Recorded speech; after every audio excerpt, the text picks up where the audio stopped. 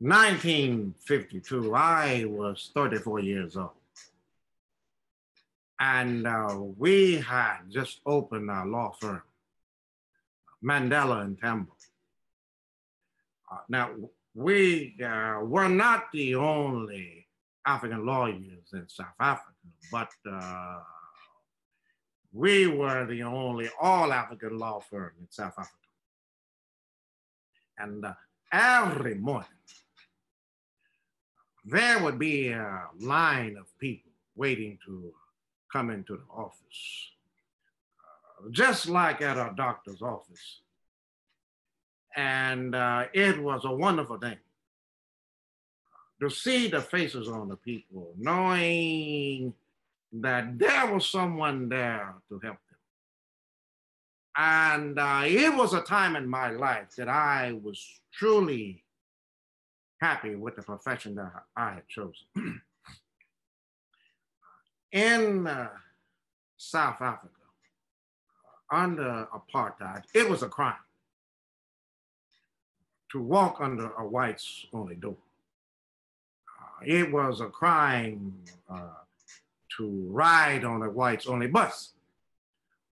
It was a crime to drink from a white's only water fountain.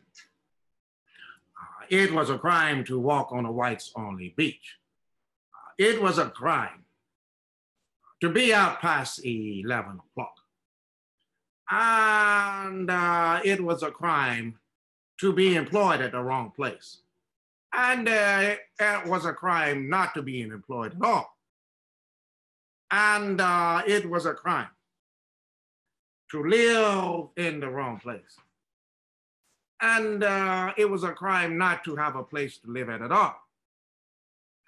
It was a crime not to have your passbook. And it was a crime not to have the right signatures in your passbook. I started to work with the ANC, which was the African National Congress, which was the oldest organization in fighting for equality for the Africans. People. In 1955, the ANC launched what was called the Freedom Charter.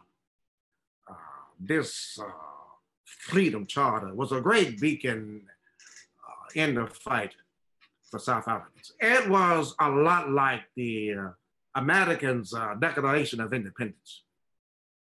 It called for a free and a non-racial democratic society. And it stated that all other people would share in the profit, in the wealth of the country. I was truly instrumental in its development. The very next year, in 1956, the South African government arrested 156 members of the developers of the Freedom Charter, including myself. This was very, very serious charge that they put upon us, stating it was treason and that we were trying to overthrow the government. This tedious treason trial went on for 44.5 years. While this trial was going on, the South African government released what was called the passbook system. This passbook system truly represented what was apartheid was. It was a philosophy going back as far as the early 1700s by the white slave owners attempting to control their slaves. We had to carry these passbooks because we were not citizens in our own country. Once you turn 16 years old, you would have to have this passbook. Inside this passbook, it will be a Polaroid photograph It would be poll taxes. Any criminal activity that you may have involved in would be included in this here passbook. Also, you would have to have your employee to sign this passbook every month. And if you did not have any of these, if any of these things were incorrect, then you could go to prison.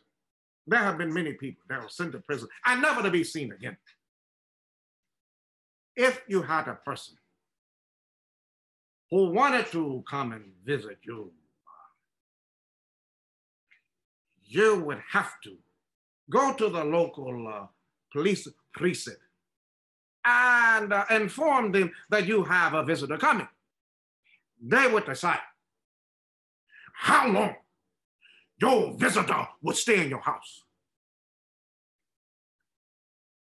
On national television, this is what I did with my passbook. I burned it for the world to see.